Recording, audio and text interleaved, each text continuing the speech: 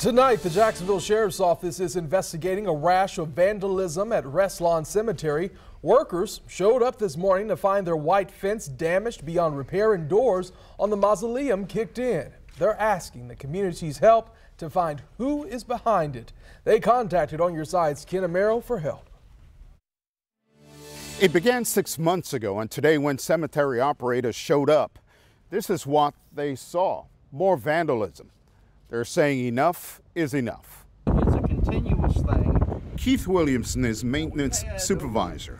Like I said, if it was just one or two little minor things, it wouldn't be such an issue. He drove us around on his golf cart to show us where the vandals had struck. I sense a great deal of frustration. Yeah, it is a lot of frustration. They broke this planter into 3 sections. This is some pretty durable stuff here, so wind's not just going to blow it out of place.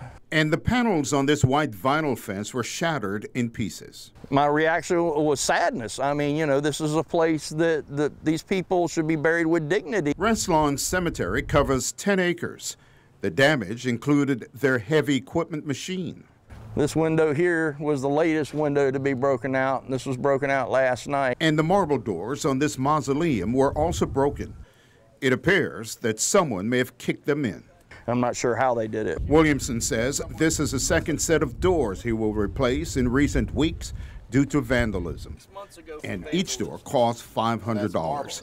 He is now reaching out to the community for help. If you see things going on in this cemetery, please inform us. What happened overnight is enough, he says. He filed a police report because he says the loss is adding up. To the individuals that are doing this, you know, you're doing more than just hurting the cemetery. They don't know who's behind the vandalism, but police are now investigating. And the message from the cemetery to the person or persons involved is that they will eventually get caught. Ken Amaro, First Coast News, On Your Side.